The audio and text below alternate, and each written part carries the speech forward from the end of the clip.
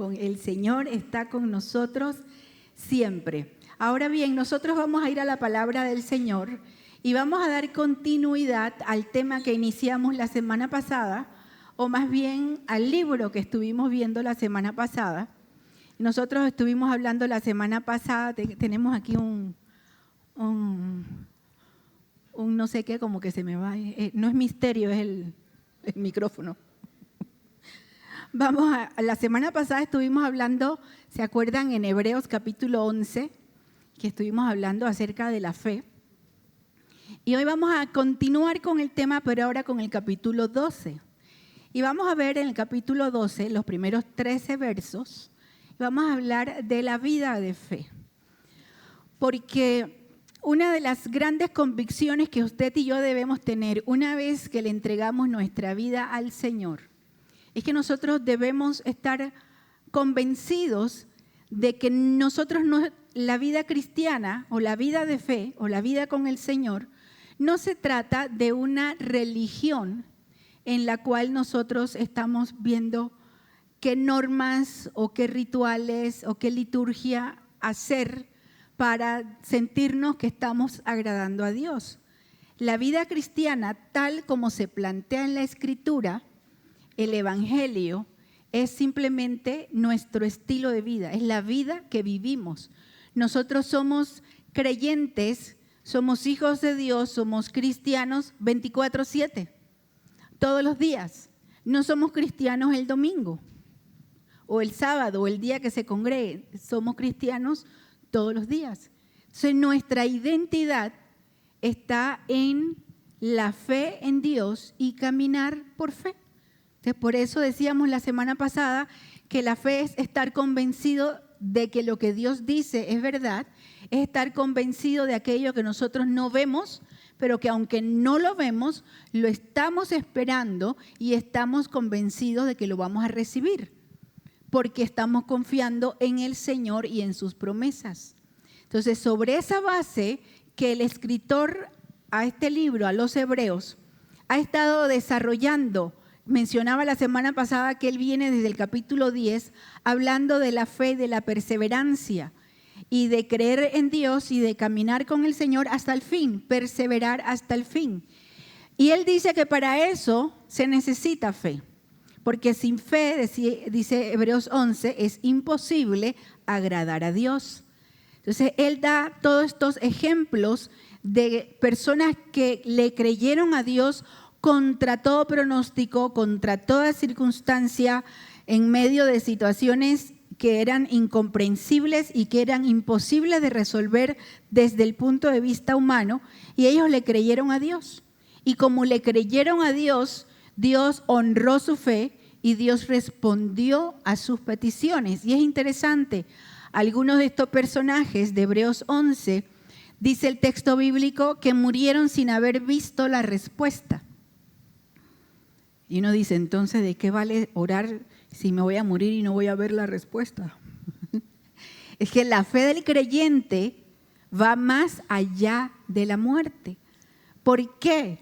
Porque, por ejemplo, una madre que ora por sus hijos y que ora fielmente por sus hijos para que sus hijos conozcan al Señor, hemos conocido de muchos casos de madres que han orado toda su vida y los hijos no vienen al Señor. Y uno dice, pobre mujer, se murió y los hijos no vinieron, pero ella oró hasta el final. Y luego de un tiempo los hijos vienen al Señor. Porque la respuesta del Señor no depende de que nosotros la veamos o no, depende de creer que Dios lo puede hacer. Entonces, cuando nos enfrentamos a esta galería de personajes en el capítulo 11, que vivieron por fe y demostraron tener fe en Dios y creerle a Dios, luego en el capítulo 12, el escritor, utilizando una fórmula, una expresión de conexión, él dice, por lo tanto, esta es una expresión de conexión que conecta lo que voy a decir ahora con lo que estaba diciendo antes. O sea, ya que están todos estos personajes, entonces él comienza el capítulo 12 diciendo, por tanto, puesto que tenemos en derredor nuestro tan gran nube de testigos.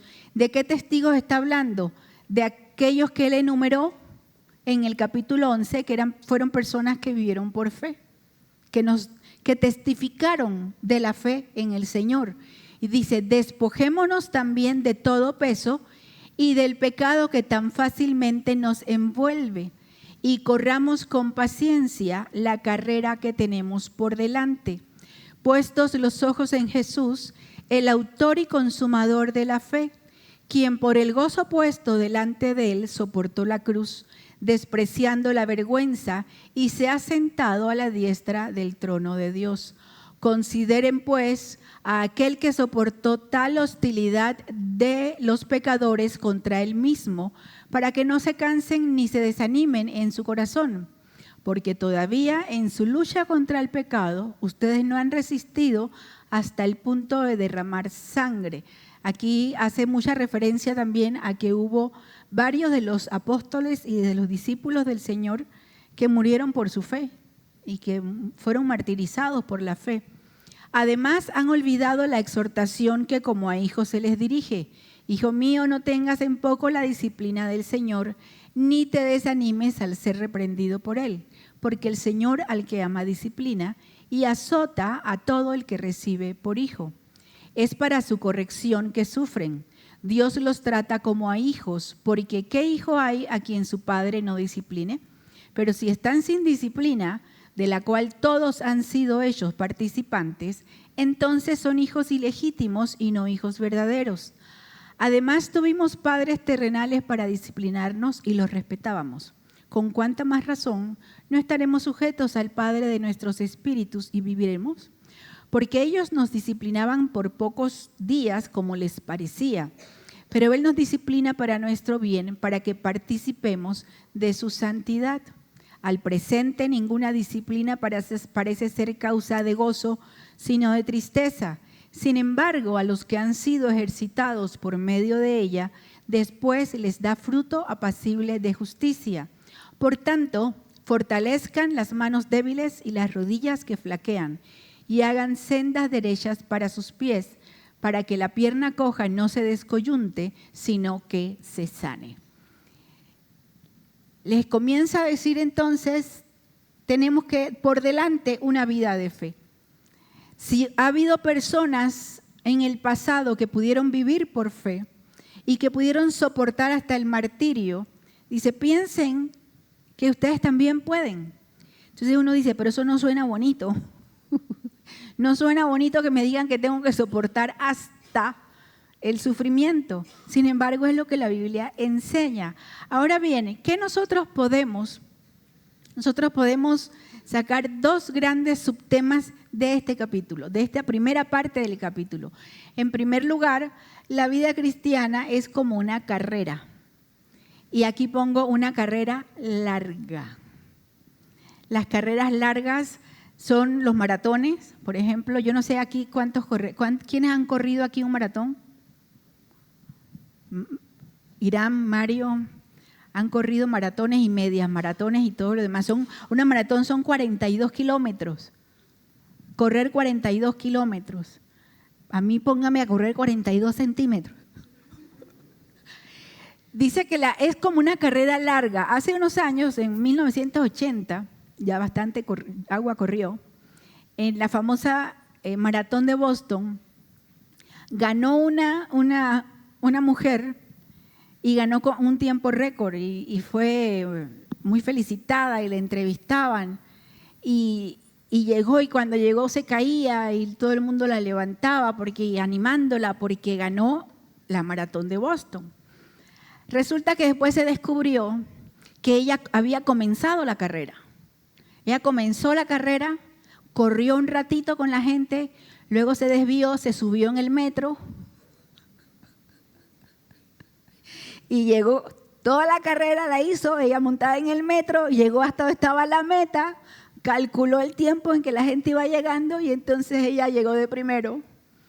Y la entrevistaban y le dieron, y hasta cuando ya vieron las cámaras, se dieron cuenta de que nadie la recordaba en la carrera. Por supuesto, le quitaron el premio, llamaron a la que había ganado e hicieron todo un montaje con gente y todo para que entrara corriendo la verdadera y la filmaron para que tuviera la experiencia de que llegó de primero. La otra había hecho trampa. En la vida cristiana no funciona subirnos al metro. La vida cristiana es como una carrera, pero larga y que hay que hacerla bien. Entonces, por eso el autor, cuando dice, por tanto, puesto que tenemos tan grande, dice, corramos con paciencia esta carrera que tenemos por delante. Una vez que nosotros conocemos al Señor, todo lo que sigue en nuestra vida debe ser una vida de fe. No nos convertimos ni en ángeles ni en extraterrestres. Seguimos siendo nosotros. Seguimos viviendo en este mismo mundo, en este mismo país, en esta misma tierra. Nos enfrentamos a circunstancias difíciles, circunstancias menos difíciles, pero estamos llamados a vivir esta vida con fe y de acuerdo a cómo el Señor quiere que nosotros la vivamos. Entonces, es como una carrera, dice, larga. ¿Cómo nosotros debemos correr esta carrera o cómo debemos vivir nuestra vida con Dios? En primer lugar, les dice el autor, corre libre. Dice, despójate de todo el peso que te agobia y del pecado que te atrae. Está haciendo un llamado a decir, tú quieres vivir para Dios, quieres agradar a Dios, quieres disfrutar de las bendiciones de Dios, entonces suelta el peso que estás cargando. Nosotros pensamos muchas veces que el peso que cargo es solamente el peso del pasado, porque claro, hemos hecho toda una escuela en el mundo en general, toda una escuela de enseñarnos a que el pasado pesa y pesa mucho.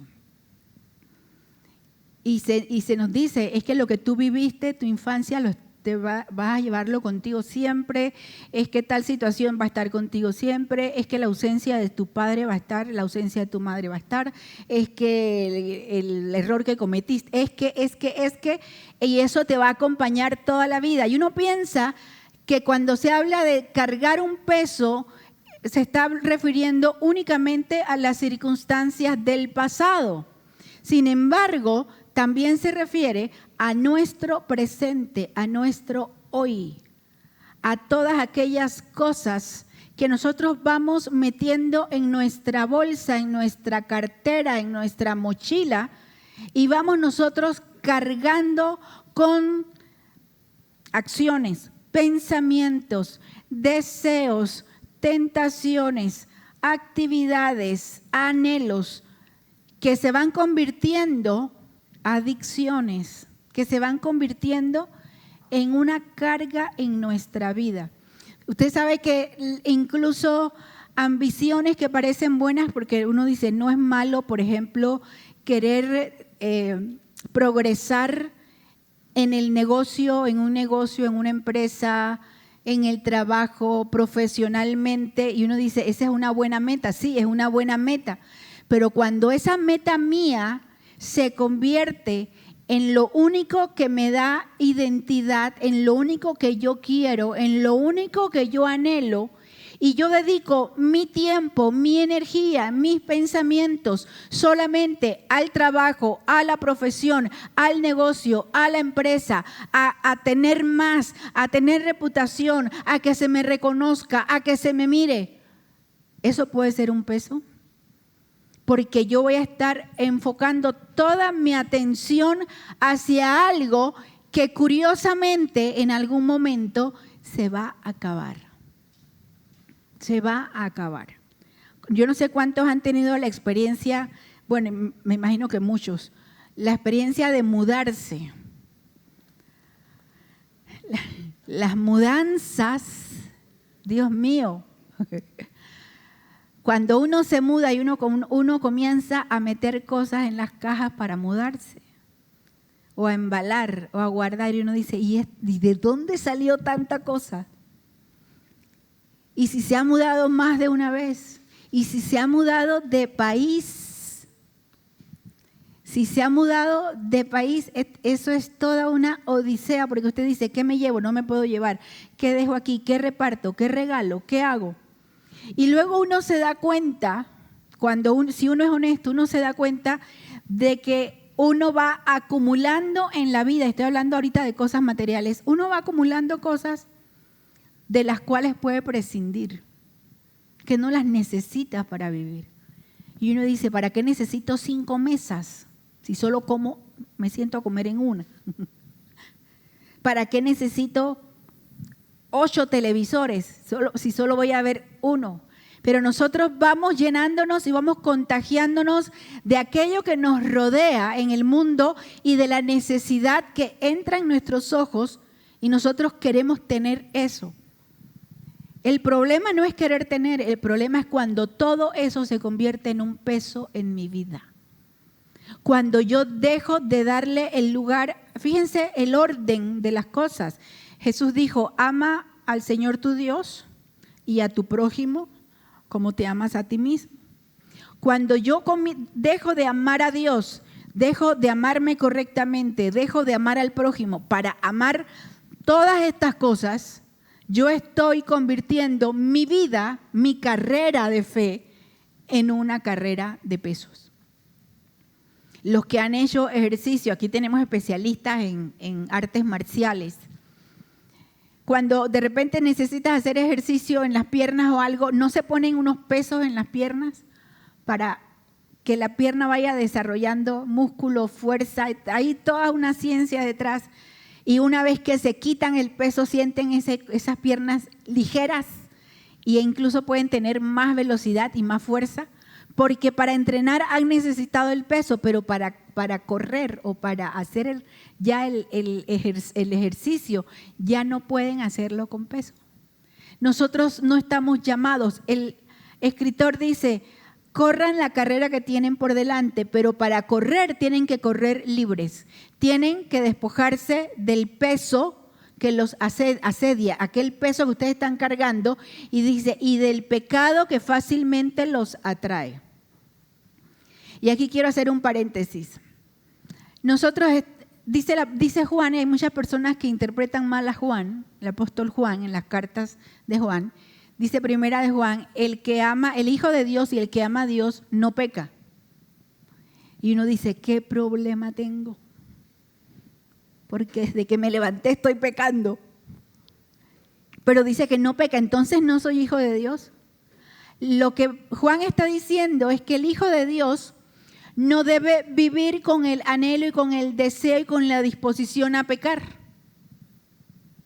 Que fallamos, pero dice, si pecas, porque luego dice, y si pecas, te acercas a Dios, si fallas, te acercas a Dios y Él te va a perdonar. Pero no está en la intención del creyente el vivir pecando. Entonces, hay un pecado o hay pecados que nosotros casi que nos encontramos por accidente, ¿sí? O sea, me tropiezo con el pecado y se me atraviesa un carro o qué sé yo, tantas cosas que pueden surgir. O una de las cosas que comenzó a tener problemas, el sistema de Yapi, por ejemplo, que la gente se equivocaba de número y mandaba Yapi equivocado. Y la gente se quedaba con el Yapi que no les pertenecía. Entonces, una gran tentación que de repente dice, ¡ay, alguien me mandó $500! Que alguien te mandó $500. Regresa eso, que esa plata no es tuya. ¿Sí? Hay situaciones de tentación que se nos presentan y uno tiene que tener la fortaleza de no meterse en un lío. Pero también hay otro tipo de pecado. Está el pecado que nos atrae y que nos encadena. Yo quiero que vayan al Salmo 119 en sus Biblias o en sus teléfonos, el Salmo 119, para que también lo marquen allí. En el verso 133, el salmista escribió, tengo la Nueva Biblia de las Américas, afirma mis pasos en tu palabra y que ninguna iniquidad me domine. ¿Alguien tendrá la Nueva Traducción Viviente? A ver cómo dice Janet.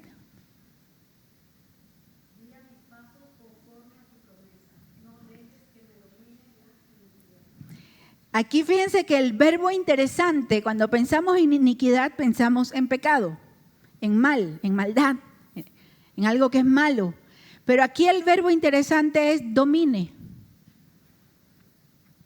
Y así como hay pecados circunstanciales o hay pecados accidentales o hay tentaciones inesperadas que surgen en nuestro caminar, también hay la posibilidad de que nosotros podamos vivir dominados por un pecado específico. Y uno piensa, bueno, eso es con las personas que tienen adicciones, que están enganchadas. No, señores, eso es con cualquiera de nosotros. Usted y yo sabemos cuál es nuestra área débil en nuestra vida, en nuestra mente, en nuestro corazón. Nosotros sabemos cuando amamos demasiado el mundo. Nosotros sabemos cuando nuestros ojos se nos van detrás de aquello que no debemos. Y como nosotros, decía, les voy a contar un chiste de muy mal gusto que contaba mi tío.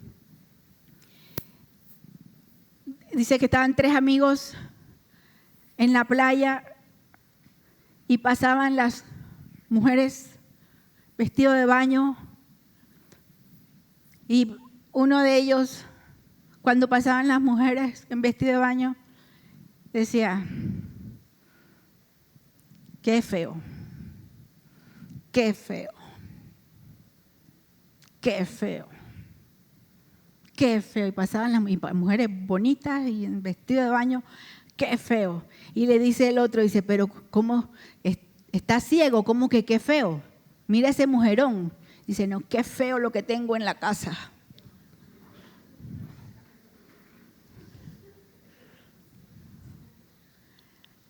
Ahí hay una mente, hay un corazón dominado por un tipo de pecado. Y eso se llama adulterio. Y uno dice, ay, es que es un chiste. No es un chiste. En psicología decimos que siempre detrás de un chiste hay un trasfondo de verdad. Entonces, hay pecados, usted y yo sabemos cuáles son nuestras áreas de debilidad en nuestro carácter, cuál es aquella cosa que nos atrae más del mundo y de la vida sin Dios y que nos hace ser frágiles. Usted sabe que mientras usted no le rinda eso al Señor de corazón y le diga, Señor, reconozco, no lo maquillemos, porque es que lo maquillamos. No lo maquillemos, vayamos del Señor y digamos, Señor, si el Señor de todas maneras lo sabe. Señor, esta es mi área de debilidad. Yo amo demasiado esto, yo amo demasiado el mundo, yo me siento tentado, me siento tentada por esto. Esto es demasiado fuerte para mí, demasiado atractivo. Me hace pecar, me hace caer, me llama la atención. Vaya delante del Señor, porque mientras no lo hacemos y no lo presentamos delante del Señor, esos son pecados que nos dominan y esos son pecados que nos impiden correr libres nuestra carrera y nuestra vida de fe con el Señor. Y esto puede ser diferente en cada uno de nosotros, pero cada uno de nosotros sabe qué es. Y el que me diga que no sabe, si tienes 10 años te creo que no sabes. Segundo lugar, dice corre enfocado. Ahí mismo en el texto que estamos leyendo, dice el verso 2, puestos los ojos en Jesús. ¿Quieres vivir una vida de fe, tener una buena vida con el Señor? Camina mirando al Señor. Corre mirando al Señor. ¿Usted sabe que hay muchas personas que se desilusionan de la iglesia? Se desilusionan de los pastores, de los maestros, de los músicos, de los evangelistas. Se desilusionan porque de repente alguien los miró mal, alguien les contestó mal. Y digo, no, yo no voy a esa iglesia porque Jairo me dijo tal cosa. Yo no voy a esa iglesia porque tal pastor salió en la televisión que un pastor que hizo tal y tal y tal cuestión. No, yo no voy a ir a la iglesia porque este cantante que era disque ahora se convirtió, ahora otra vez ya no se convirtió. Yo no voy a la iglesia porque esta gente son unos fraudes, porque esta gente y esta gente. Mientras uno vaya a la iglesia o vaya a la palabra o trate de vivir para Dios mirando a la gente, uno no va a avanzar. Porque ninguno de los pastores, ni los cantantes, ni los predicadores, ni los maestros de la Biblia, ninguno murió por nosotros. El único que murió por nosotros se llama Jesucristo, el único Dios verdadero, y a Él es que tenemos que seguir. En Él ponemos nuestra mirada. Entonces decir, bueno, Erika, ¿estás justificando que la gente, los pastores fallen y que la iglesia falle? No, estoy diciendo los pastores, los líderes, los cantantes, los maestros de la Biblia, todos somos humanos. Todos estamos en la posibilidad de fallar. Por eso es que no caminamos, nuestra fe no está puesta en ningún hombre ni ninguna mujer. Nosotros caminamos puestos los ojos en Jesús, porque tenga la seguridad de algo. El Señor nunca, nunca, nunca nos va a fallar. No importa qué suceda, el Señor no te va a fallar. No te va a abandonar, no te va a dejar solo, sola. El Señor va a estar contigo.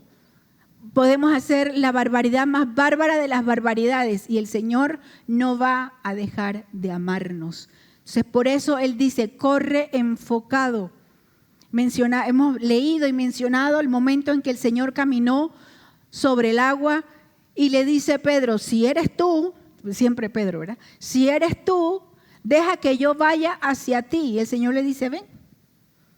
Y Pedro comenzó a caminar en el agua. Pero dice el texto bíblico que en el momento en que Pedro, y es interesante porque dice, miró el viento no se ve, ¿verdad? El viento se oye, se siente.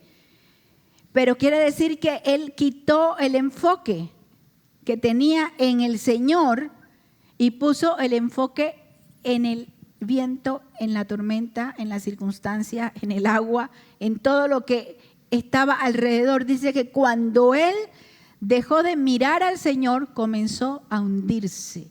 Y entonces comenzó a decir, Señor, ayúdame, sálvame, rescátame de esta situación. ¿Por qué? Porque cambió el enfoque. Si quieres caminar tener una vida cristiana de fe, que puedas disfrutar de las bendiciones del Señor, que puedas sobreponerte a tus fracasos, que puedas aprender de tus caídas, que puedas disfrutar de las partes buenas, que si quieres ver a tu familia caminar en Cristo y crecer, corre enfocado, pon tu mirada en Jesús. Y en tercer lugar, le dice, corre fielmente. ¿Cómo nosotros sabemos que debemos correr fielmente? Porque dice, consideren pues aquel, hablando de Jesús, para que no se cansen ni se desanimen. Ese es uno de los grandes problemas para nosotros como cristianos. Nosotros o nos cansamos otra vez a la iglesia, otra vez, pero si ya fui el domingo pasado, vamos a hacer otra cosa. Si ya yo fui el domingo, otra vez, pero yo fui el miércoles. Otra vez hay que ayunar. Otra vez, pero si ya yo leí la Biblia, hace 5 meses yo leí este mismo pasaje. Lo tengo que volver a leer. Nosotros somos, al contrario de las baterías Duracell, nosotros somos de duración corta.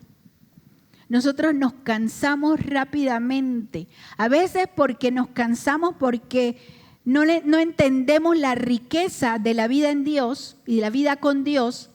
Otras veces nos cansamos porque nos desanimamos porque tarda la respuesta que estamos esperando. Y otras veces nos cansamos simplemente porque fijamos nuestra atención en otra cosa que pensamos que es más interesante. Todo esto se resume a lo que decíamos la semana pasada. Mi pueblo perece porque le falta conocimiento. Entonces, corre fielmente, no te canses, no te desanimes. Mientras más la semana pasada creo que era que en estos días conversaba con alguien que me decía, pastora, yo me siento mal si no puedo venir el domingo. Me siento mal, yo no me imagino no viniendo el domingo a la iglesia. Es cuando uno comienza a entender que todo lo que está fuera de Dios o todo lo que, y curioso, porque todo lo que tenemos fuera de Dios, Dios nos lo da. Todo lo que hemos recibido, lo hemos recibido porque Dios lo da. Pero cuando esas cosas que yo he recibido me importan más que las cosas de Dios, yo tengo que hacer un alto y decir, espérate, ¿qué carrera estoy corriendo? ¿A quién le estoy siendo fiel? Cuando yo llego a decir, no hombre, pero es que yo no puedo ir el domingo porque tengo una cantidad de ropa que lavar.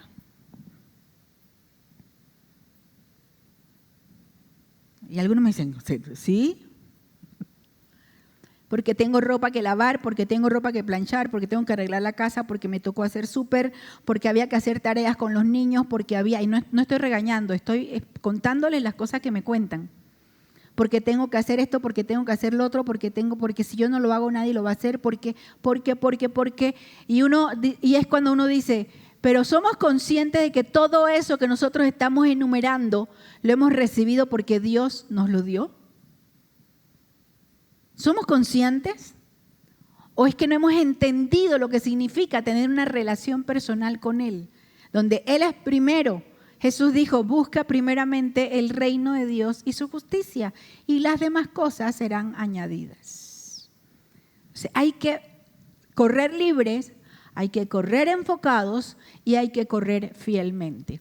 Segundo lugar, el texto a partir del verso 4 al 13 nos enseña que una vida de fe implica disciplina de Dios. Este pedacito no nos gusta, porque el ser disciplinado no va con nuestra naturaleza.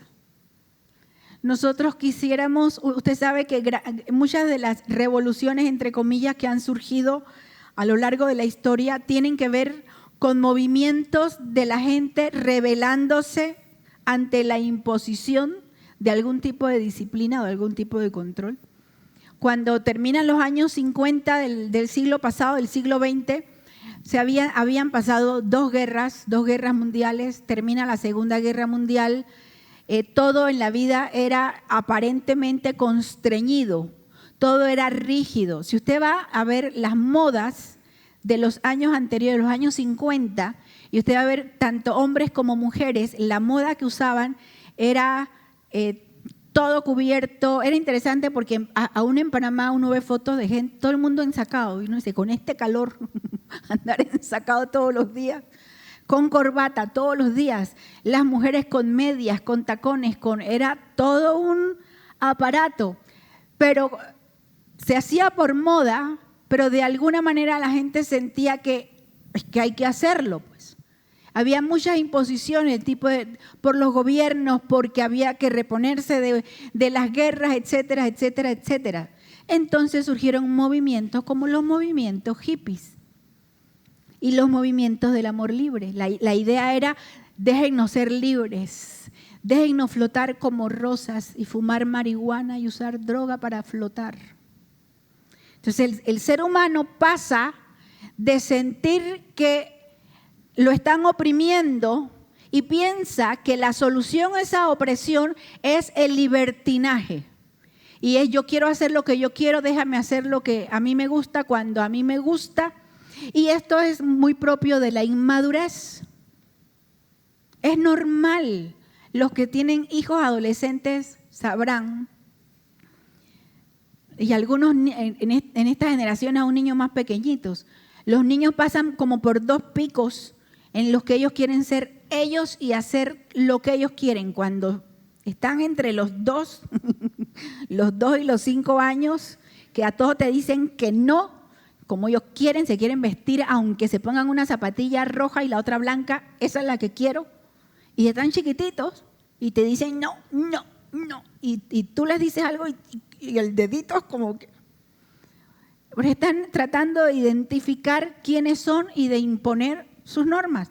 Es una tendencia desde que somos chiquititos. Y luego, en la etapa de la adolescencia, vuelve otro pico en el que los adolescentes dicen, no, así, así, así, y no me digas qué me voy a poner, y no me digas a qué hora voy a llegar a la casa, y se salen por la ventana y se van para la calle, y los papás pensando que están dormidos y ellos andan por la calle, porque no quieren reglas, no quieren normas.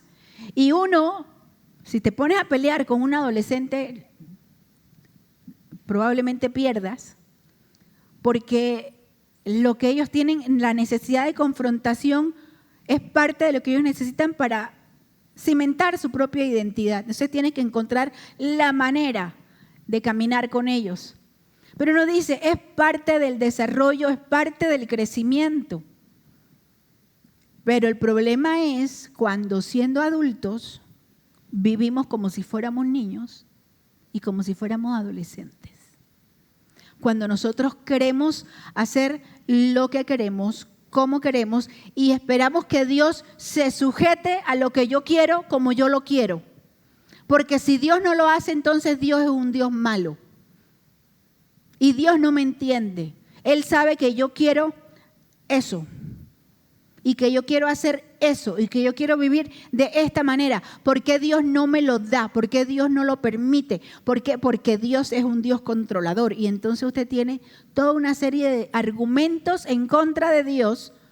Pero quien argumenta en contra de Dios de esta manera, no solo es inmaduro, sino que no ha entendido quién es Dios y la relación con Dios. Entonces el autor le dice, vas a vivir, vas a correr esta carrera.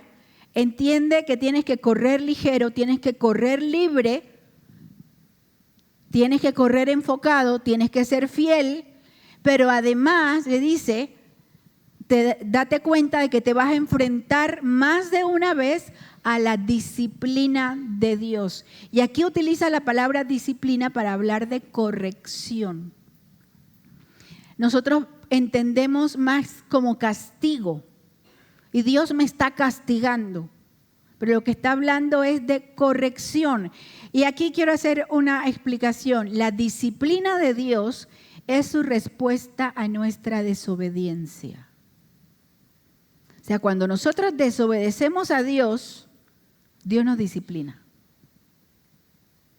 ¿A qué me refiero? A que no todo lo malo, a veces pensamos que todo lo malo que nos pasa, Dios me lo mandó. Y Dios me mandó, es que tuve un accidente porque Dios me mandó un accidente. Entonces no hemos conocido, no hemos entendido. No consigo trabajo porque Dios no me da trabajo, porque Dios no me abre puertas. No me aumenta porque Dios la tiene contra mí. Dios no estoy sana y oro, pero Dios no me sana porque Él ama más a otra gente que sí ha sanado que a mí. Cuando nosotros usamos esos argumentos es porque no hemos entendido y no hemos conocido realmente a Dios. Dios no es un Dios vengativo que se place o que se deleita jamás su propio carácter en hacernos daño, en hacernos mal, en provocarnos situaciones contrarias. Ese no es Dios. Entonces, si nosotros no entendemos el concepto de disciplina, vamos a ir por la vida quejándonos de Dios y refunfuñando en contra de Dios, renegando de Dios, porque no hemos entendido el concepto de la corrección de Dios. La disciplina de Dios, su corrección, es su respuesta a nuestra desobediencia. Ahora, ¿qué dice el texto? ¿Por qué nos disciplina Dios? A partir del verso 5, dice, además han olvidado la exhortación que como a hijos se les dirige. Hijo mío, no tengas en poco la disciplina del Señor. No te desanimes al ser reprendido, porque el Señor al que ama, disciplina. En primer lugar, Dios nos disciplina porque nos ama. Otra vez los que son papaces y mamaces, o los que fuimos hijos. ¿Cuántos los que son papás saben que corrigen a sus hijos porque los aman? Lo que sucede a veces con esta idea y que por eso uno tiene que llevarle al Señor su historia de vida y entregársela y su pasado y su entendimiento de la vida y separar a Dios de las imágenes que nosotros tenemos, de las ideas. Cuando digo imágenes me refiero a imágenes mentales, a los conceptos que tenemos con respecto a Dios. Cuando alguien le dice, he conocido personas que en terapia o en consejería, uno le dice, Dios te disciplina porque te ama como un padre. Y la respuesta de mucha gente es, pero si los padres no aman. A mí mi papá me abandonó, mi papá me golpeaba, mi papá se fue con otra familia, mi papá golpeaba a mi mamá, mi papá era un alcohólico, mi papá nunca estaba con nosotros, mi papá estaba en la casa pero nunca me dijo nada bonito ni nada bueno, nunca me felicitó. Si yo sacaba un 4,7, para él era un fracaso. Y en vez de felicitarme por el 4,7 me decía, pero tú pudiste sacar 5. Entonces, como esa es la idea y la vivencia que tienen muchas personas con respecto a sus padres terrenales, cuando se les dice que Dios les ama como padre, les cuesta entender la idea de un padre que ama, que un padre que corrige. Entonces hay que comenzar pidiéndole al Señor, ayúdame a entender y a cambiar la imagen que yo tengo para saber que tú no eres como los padres terrenales. Dios es el verdadero papá. Dios es el verdadero Padre perfecto, el Padre ideal. Entonces nosotros, cuando dice el texto bíblico que Dios al que ama disciplina, porque, en segundo lugar, porque somos sus hijos. ¿Cuántos de ustedes han estado en un lugar en donde un niño que no es su hijo se porta tan mal que usted quiere disciplinarlo? Hace fresia disque. Pero no nos toca, no son nuestros hijos. Y usted puede, acá en su cabeza, piénselo y te disciplinaría y haría, pero no vaya y no lo haga porque no es su hijo. Hay normas que uno no se puede saltar, hay límites que uno no se puede saltar. O sea, uno no puede andar por la vida corrigiendo y disciplinando hijos ajenos. Lo más que usted puede hacer es tirarle una miradita a la mamá. Diciendo, mira, pero no se meta a disciplinar un hijo ajeno, porque eso le corresponde a los padres. Y por eso es que dice, Dios nos disciplina porque somos sus hijos. Porque fíjense, no porque somos extraños. Dice, y si alguno se rebela contra la disciplina de Dios, piense si se está considerando hijo de verdad. Porque si cada vez que viene la disciplina de Dios a tu vida, cada vez que viene la corrección de Dios a tu vida, porque hemos desobedecido a Dios, y no digamos, es que yo no sabía que estaba desobedeciendo. Siempre sabemos cuando estamos haciendo algo. Mientras más conocemos la palabra y más caminamos con el Señor, más sabemos cuando estamos fuera de orden. Entonces, cuando estamos fuera de orden y estamos desobedeciendo a Dios, de repente Dios sí permite que las cosas no nos salgan tan bien. Pero nosotros no nos sentamos a decir, bueno, Señor, ¿por qué? ¿Qué es lo que está pasando? ¿Es esto algo que viene de afuera o es algo que yo estoy haciendo mal y que tú estás permitiendo que me suceda esto como una disciplina para mi vida? Ese es el tipo de conversaciones que hay que tener con Dios. No simplemente sentarse en la mañana y orar por el café y el pan y porque agarre a tiempo el metrobús. Hay que orar oraciones sensatas y decirle, Señor, estoy pasando esto, me está pasando, muéstrame si es que yo estoy haciendo algo mal, si es que no estoy fuera de tu voluntad, o muéstrame si es que esto viene de otro lado y no tiene nada que ver conmigo, muéstrame. Eso es llevar una vida de fe. Dios nos disciplina porque nos ama. Dios nos disciplina porque somos sus hijos. Dice el texto que Dios nos disciplina porque necesitamos aprender algo. Necesitamos aprender a poner el teléfono en silencio. Necesitamos aprender algo. Dios permite, porque hay lecciones en nuestra vida que nosotros tenemos que aprender. Vamos a poner un ejemplo sencillo. Digamos que a usted le cuesta decirle que no a la gente. Y le cuesta decir que no.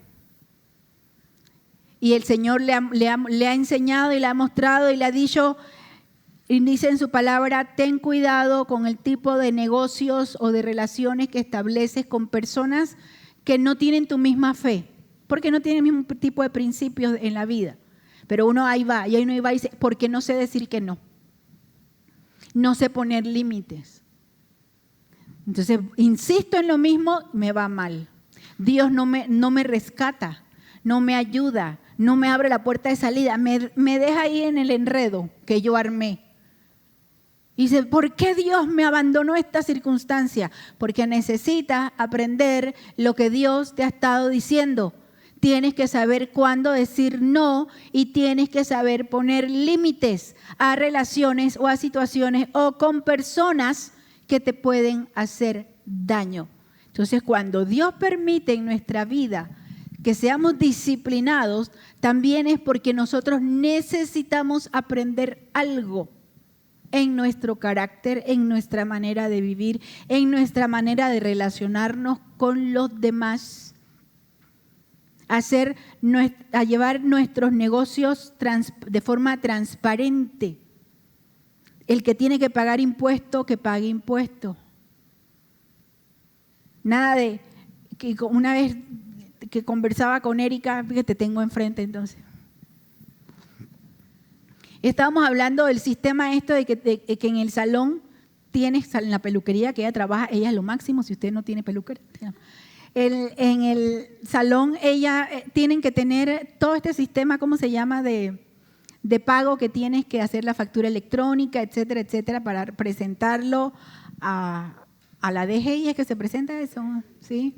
Entonces, yo le decía, porque hay personas, esto se debe aplicar no solo a las personas que pagan por la transferencia en el teléfono o transferencia bancaria, eso también a las personas que pagan en efectivo, porque entonces hay personas que pagan en efectivo que esperan que no me cobres el 7%, porque como no se registra, ¿me estoy explicando? Como no se registra en el sistema, no me tienes que cobrar el 7%, no. Tienes que cobrar el 7% porque es la ley, ya sea en efectivo o ya sea por transferencia. Porque no solamente pierde el negocio, sino que no es transparente, no es legal. Entonces, ellos tienen que mantener la transparencia y la legalidad. Si está presentado y ellos lo saben y lo saben en el negocio e insisten en no hacerlo, en buscar la manera de cómo sortear esto y de repente comienzan a perder clientes y a perder clientes y a perder clientes. Dicen, pero Dios, si tú has dicho que me ibas a bendecir. Sí, pero necesitas aprender y por eso estoy permitiendo que pierdas clientes. Y dice, ok, esto no ha pasado, esto es un ejemplo. Y entonces uno dice, voy a ponerme las pilas, voy a hacer las cosas bien y de repente comienzan a fluir los clientes. ¿Por qué? Porque necesitamos aprender a hacer las cosas bien. Y por último, ¿por qué Dios nos disciplina? Porque por medio de la disciplina, dice el texto, crecemos en santidad y en frutos. El verso 10 dice, porque ellos nos disciplinaban por pocos días como les parecía, hablando de los padres terrenales. Pero Dios nos disciplina para nuestro bien, para que participemos de su santidad. Y a mí me encanta, era uno de mis textos favoritos. Yo no sé por qué yo de adolescente me parecía tan... yo soy rara, la verdad. Al presente ninguna disciplina parece ser causa de gozo, sino de tristeza. A nadie les gusta ser disciplinado. No nos gusta enfrentarnos a la parte dura de la vida. No nos gusta enfrentarnos a la rigidez, a los límites, al no. Nos gusta que todo vaya bien. No nos gusta tener tropiezos. Nos gusta ir por la vía y que todos los semáforos sean verdes. Y cuando tienes todos los semáforos verdes y te sale uno rojo, íbamos tan bien. Porque no nos gusta. No nos gusta sufrir. No nos gusta pasar enfermedad. No nos gusta enfrentarnos a lo difícil. Dice, ninguna disciplina parece ser causa de gozo, sino de tristeza. Y es aquí donde viene el resultado de la disciplina. Sin embargo, a los que han sido ejercitados por medio de ella, después les da fruto apacible de justicia. Y a mí me llama mucho la atención el adjetivo que utiliza cuando conecta con el fruto. Dice fruto apacible. A veces nosotros pensamos que todo lo que viene de Dios tiene que ser estridente, poderoso, que se vea, que se note, que se reciba con gritos y con voz de júbilo. Y sin embargo, aquí dice que a veces el fruto de la disciplina se nota en nuestra vida y en nuestro carácter de una manera apacible, porque Dios va formando también nuestra manera de reaccionar ante la vida. ¿Qué es entonces cómo se vive una vida de fe? Una vida cristiana 24/7, entendiendo que es una carrera larga, que vamos a estar en esa carrera o hasta que nos muramos o hasta que el Señor venga. Que por eso debemos correr esa carrera libres de pesos, ligeros de peso. Debemos correr esa carrera enfocados en Jesús. Debemos correr esa carrera fielmente, sin cansarnos. Y por otro lado, recordar que la vida de fe con el Señor implica también la disciplina de Dios. Pero cuando Dios nos corrige, Él lo hace porque nos ama, porque somos sus hijos, porque Él quiere que aprendamos algo. Él quiere que seamos partícipes de su santidad y porque Él quiere que nosotros abundemos en fruto. Todo tiene una razón de ser en nuestra relación con el Señor. No predicamos una religión, predicamos la palabra que nos enseña a vivir el día a día con nuestro Dios. Cierra tus ojos. Vamos a darle gracias al Señor.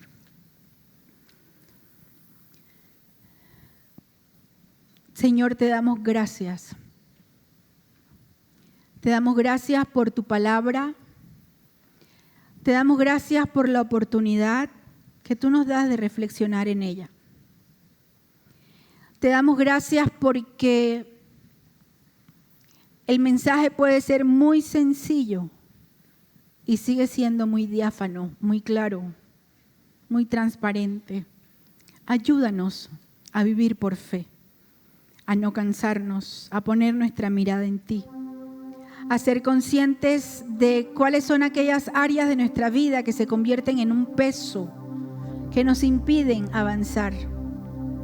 Danos la humildad necesaria para reconocer nuestros errores y para caminar dentro de tu voluntad, para que nosotros, inclusive si llegamos a ser disciplinados por ti, podamos aprender lo que tú quieres enseñarnos, podamos ser formados conforme a la imagen de nuestro Señor Jesús.